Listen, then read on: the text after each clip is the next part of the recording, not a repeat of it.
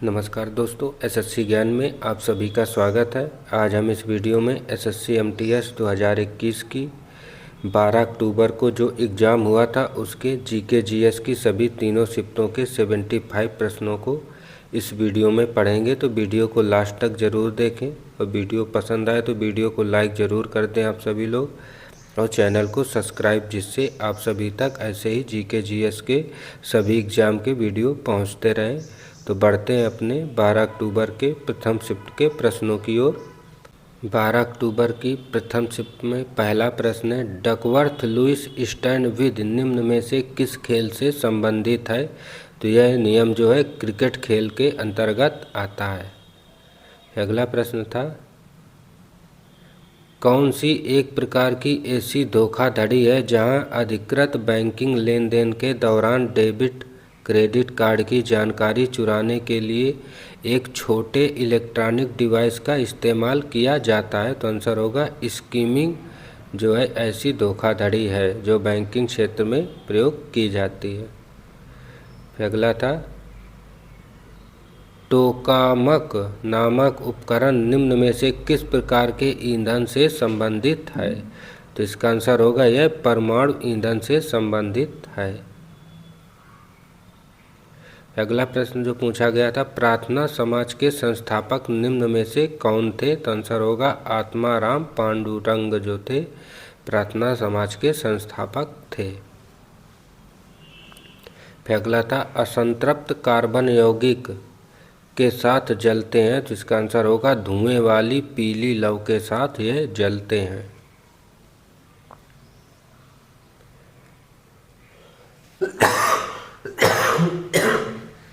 Sorry. फिर अगला था, प्रसिद्ध हास्य कलाकार केन शिमुरा जिनकी मार्च 2020 में मृत्यु हो गई थी, वह किस देश से थे? तो इसका आंसर होगा यह जापान देश से संबंधित थे। फिर अगला था, एक केंद्र प्रायोजित योजना के रूप में भारत सरकार द्वारा प्रोजेक्ट एलिफेंट किस वर्ष शुरू किया गया था? तो इसका आंसर होगा 1992 ईस्वी में शुरू किया गया था। फिर अगला था, योसंग नामक त्यौहार निम्न में से किस राज्य में पारंपरिक रूप से मनाया जाता है? तो यह मणिपुर राज्य में मनाया जाता है और यह प्रश्न एसएससी एमटीएस में इस वर्ष भी रिपीट हुआ है। अगला था, speaking to power my alternative view नामक पुस्तक के लेखक निम्न में से कौन है? तो इसका आंसर था पी चिदम्बरम जो है इसके लेखक है। अगला था, अकबर द्वारा लड़ी गई निम्न लड़ाइयों में से कौन सी लड़ाई अन्यों की तुलना में नवीनतम है? तो इसका आंसर होगा हल्दी घाटी की लड़ाई।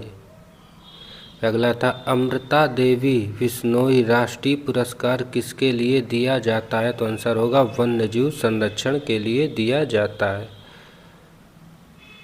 अगला था, हड़प्पा सभ्यता के निम्नलिखित स्थलों में से कौन सा स्थल पाकिस्तान में स्थित नहीं है? तो आंसर होगा सुरतुगई। फिर अगला, राष्ट्रीय एकता परिषद की पहली बैठक किस वर्ष हुई थी? तो आंसर होगा 1962 ईस्वी में। फिर अगला प्रश्न है, ओडिशा के बरगढ़ जिले में निकाली जाने वाली धनु यात्रा विष्णु के निम्न में से किस अवतार को समर्पित है? तो आंसर होगा भगवान कृष्ण को समर्पित है। फिर अगला था, निम्न में से कौन सा हमारे सौर मंडल का बौना ग्रह है? तो आंसर होगा मेघ जो है बौना ग्रह है।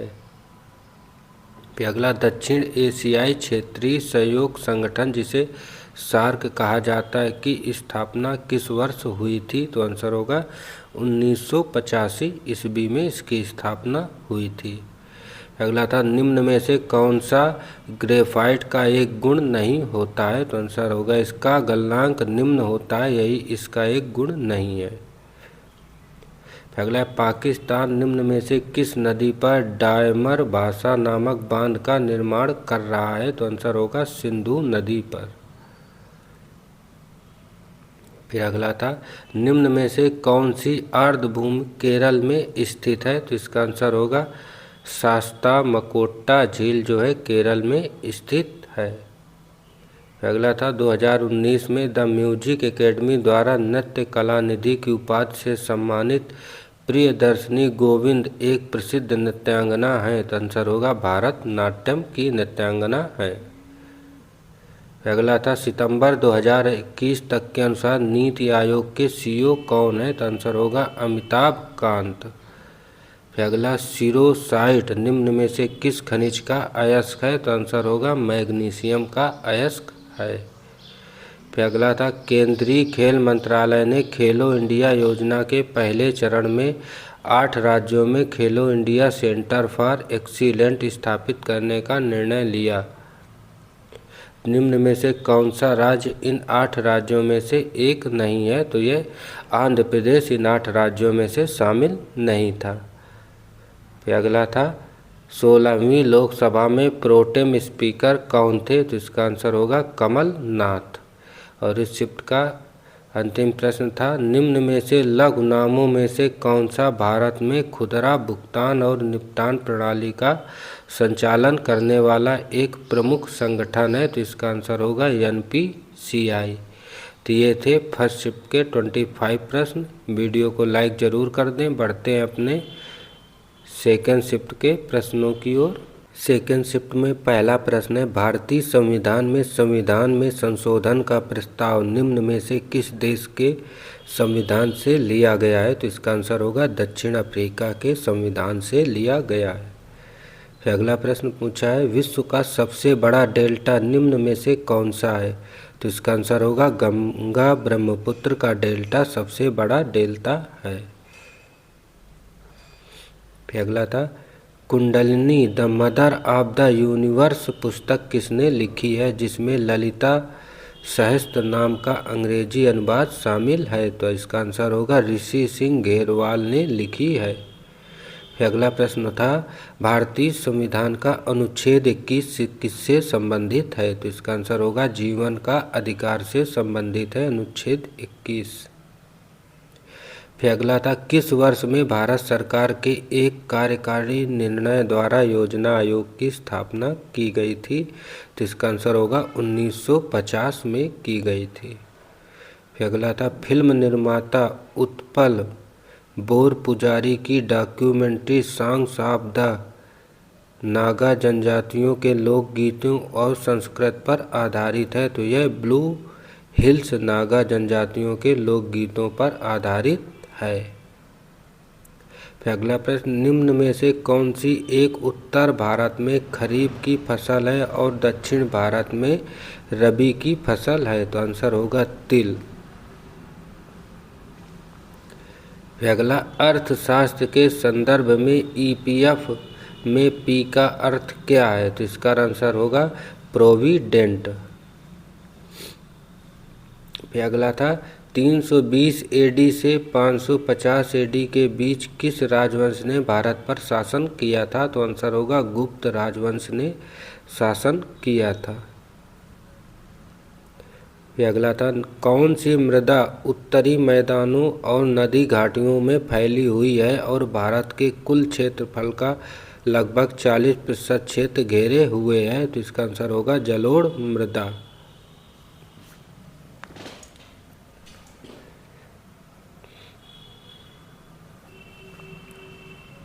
फिर अगला प्रश्न है प्रकाश की तरंग दैर्घ्य को मापने की इकाई क्या है। तो आंसर होगा एंगस्ट्रॉम। फिर अगला था बहुत उच्च तापमान को मापने के लिए किस उपकरण का उपयोग किया जाता है। तो आंसर होगा पायरोमीटर का उपयोग किया जाता है। फिर अगला था ला लीगा ट्रॉफी किस खेल से संबंधित है। तो आंसर होगा फुटबॉल से संबंधित है। फिर अगला प्रश्न था राउफ और हीकत किस राज्य के नृत्य रूप हैं। तो इसका आंसर था जम्मू कश्मीर के यह दोनों नृत्य हैं। अगला था निम्न में से कौन सा वेद संगीत से संबंधित है। तो आंसर होगा सामवेद संगीत से संबंधित है। अगला था भारत के संविधान का कौन सा भाग संघ केंद्रों एवं राज्यों के बीच संबंधों को संबंधित करता है। तो आंसर होगा भाग 11 जो है इसको संदर्भित करता है। फिर अगला था केसिका फील्ड फाउंटेन पेन का आविष्कार किसने किया था? तो आंसर होगा L.E. वाटरमैन ने फाउंटेन पेन का आविष्कार किया था। फिर अगला प्रश्न था शिशु मृत्यु दर किसी वर्ष विशेष में पैदा हुए 1000 जीवित बच्चों के अनुपालन में उन शिशुओं की संख्या को इंगित करती है जिनकी मृत्यु की आयु से पहले हो जाती है। तो आंसर होगा 1 साल की आयु से पहले जिनकी मृत्यु हो जाती है उन पर। फिर अगला था चेचक के टीके की खोज किसने की थी? तो आंसर होगा एडवर्ड जेनर ने की थी। फिर अगला था निम्न में से किस खेल से अंजू बॉबी जॉर्ज संबंधित हैं? तो आंसर होगा एथलेटिक्स से संबंधित है अंजू बॉबी जॉर्ज। फिर अगला था विटामिन के की कमी से हमारे शरीर में कौन सा रोग होता है? तो आंसर होगा रक्त के थक्के जमने में देरी होती है। फिर अगला था पानीपत की पहली लड़ाई कब लड़ी गई थी? तो आंसर होगा 1526 ईस्वी में लड़ी गई थी। फिर अगला था कोलकल किस राज्य के पारंपरिक लोक नृत्यों में से एक है? तो यह आंसर होगा केरल राज्य का लोक नृत्य है। फिर अगला था पंडवानी किस राज्य का लोकगीत नाट्य है? तो आंसर होगा यह छत्तीसगढ़ का एक प्रसिद्ध लोकगीत नाट्य है और यह प्रश्न इस वर्ष भी SSC-MTS में पूछा गया है। फिर शिफ्ट का अंतिम प्रश्न था बियॉन्ड द लाइन्स पुस्तक के लेखक कौन है? तो इसका आंसर होगा कुलदीप नैयर। तो ये थे सेकंड शिफ्ट के 25 प्रश्न और काफ़ी प्रश्न जो इस शिफ्ट में मिले हुए हैं वो इस वर्ष भी SSC-MTS में पूछे गए हैं। तो इसलिए आप सभी लोग प्रीवियस ईयर के प्रश्न जरूर रिवीजन करके जाएं जिनका भी एग्ज़ाम अभी बचा हुआ है। आपको काफ़ी ज़्यादा फायदा मिलेगा। बढ़ते अपने थर्ड शिफ्ट के प्रश्नों की ओर। थर्ड शिफ्ट में पहला प्रश्न है क्यूरियम का रासायनिक प्रतीक निम्न में से कौन सा है? तो इसका आंसर होगा Cm जो है क्रोमियम का रासायनिक प्रतीक होता है। ऑप्शन सेकंड इसका राइट आंसर था। अगला प्रश्न था 1972 में पश्चिम बंगाल वन विभाग ने राज्य के दक्षिण पश्चिमी जिलों में निम्नकोटिकृत किस वनों को पुनर्जीवित करने में अपनी विफलताओं को स्वीकार किया था? तो यह वन थे साल के वन। अगला था गुरु केलुचरण महापात्रा का नाम मुख्यतः निम्न में से किस नृत्य से संबंधित है? तो यह आंसर होगा ओडिसी नृत्य शैली से संबंधित है केलुचरण महापात्रा और यह प्रश्न SSC-MTS की इस वर्ष भी पूछा गया है। अगला प्रश्न है निम्न में से कौन भारत के पूर्व राष्ट्रपति नहीं रहे हैं? तो इनमें से विश्वनाथ प्रताप सिंह जो है राष्ट्रपति नहीं रहे हैं। फिर अगला था जिम्नास्ट दीपा कर्माकर का संबंध किस राज्य से है? तो इसका आंसर होगा यह त्रिपुरा राज्य से संबंधित है। फिर अगला था निम्न में से कौन 2019 में भौतिकी में नोबेल पुरस्कार का सह प्राप्तकर्ता नहीं था? तो इसका आंसर था अकीरा योशिनी जो है इससे संबंधित नहीं थी। अगला था संयुक्त राष्ट्र के सतत विकास लक्ष्यों के संदर्भ में निम्न में से कौन सा लक्ष्य संख्या 1 है? तो इसका आंसर होगा गरीबी नहीं है, यह संख्या 1 के अंतर्गत आएगा। फिर अगला था ओजोन के एक अणु में कितने ऑक्सीजन परमाणु होते हैं? तो इसका आंसर होगा 3 ऑक्सीजन परमाणु होते हैं। फिर अगला था कोलेरू झील किस राज्य में स्थित है? तो इसका आंसर होगा आंध्र प्रदेश राज्य में स्थित है कोलेरू झील। फिर अगला था भारत ने राष्ट्रमंडल खेलों की मेजबानी किस वर्ष की थी? तो इसका आंसर होगा 2010 में की थी। फिर अगला था बादामी किस वंश की सबसे पुरानी राजधानी थी? तो इसका आंसर होगा चालुक्य राजवंश की राजधानी थी बादामी। फिर अगला था निम्न में से कौन पद्म विभूषण का पहला प्राप्त करता था? तो आंसर होगा सत्येंद्र नाथ बोस। फिर अगला था 1877 में निम्न में से किस वायसराय ने महारानी विक्टोरिया को भारत की महारानी के रूप में स्वीकार करने के लिए एक दरबार का आयोजन किया था? तो आंसर होगा लॉर्ड लिटन ने किया था। फिर अगला था कंठपुरा शीर्षक पुस्तक के लेखक कौन है? तो इसका आंसर होगा राजा राव जो है इसके लेखक हैं। फिर अगला था उपभोक्ता संरक्षण अधिनियम 1986 के अनुसार यदि दावे का मूल्य कितने रुपए तक हो तो जिला उपभोक्ता विवाद निवारण मंच में शिकायत दर्ज की जा सकती है। तो आंसर होगा 20 लाख रुपए तक हो तो। फिर अगला था वे अस्थियां जो 12 महीने की अवधि के लिए अवमान श्रेणी में बनी रहती हैं उसे बैंक द्वारा अस्थि के रूप में वर्गीकृत किया जाता है। तो यह होगा संदिग्ध वस्तुएं। फिर अगला था निम्न में से कौन सा भगवान विठोबा की स्तुति में गाया जाने वाला भक्ति काव्य का एक रूप है। तो आंसर होगा अभंग जो है एक गीत है। फिर अगला था सितंबर 2020 की स्थिति के अनुसार राज्यसभा का सदस्य बनने के लिए किसी व्यक्ति की आयु कितने वर्ष से कम नहीं होनी चाहिए। तो आंसर होगा 30 वर्ष से कम नहीं होनी चाहिए। फिर अगला था जुलाई 2020 की स्थिति के अनुसार केंद्रीय सड़क परिवहन और राजमार्ग मंत्री निम्न में से कौन थे। तो आंसर होगा नितिन गडकरी।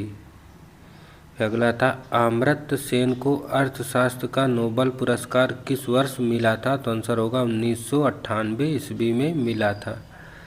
फिर अगला था गर्भावस्था प्रसव और प्रसवोत्तर अवधि पर केंद्रित अध्ययन का क्षेत्र है। तो यह है प्रसूति विज्ञान। और अगला प्रश्न हड़प्पा सभ्यता का निम्न में से कौन सा स्थल अफगानिस्तान में स्थित है। तो आंसर होगा सोर तुगई जो है अफगानिस्तान में स्थित है। अगला था निम्न में से कौन सा कर्नाटक का एक शहर नहीं है। तो आंसर होगा भुसावल जो है एक शहर नहीं है। फिर अगला था निम्न में से कौन सा किला काकतीय राजवंश द्वारा बनवाया गया था। तो आंसर होगा गोलकोंडा जिला जो है काकतीय राजवंश द्वारा बनवाया गया था। इस शिफ्ट का अंतिम प्रश्न था निम्न में से कौन सा जलप्रपात गोवा राज्य में है। तो आंसर होगा दूध सागर जलप्रपात जो है गोवा राज्य में स्थित है।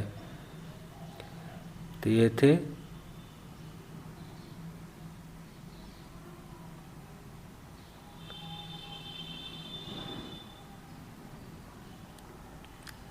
सभी शिफ्टों के प्रश्न।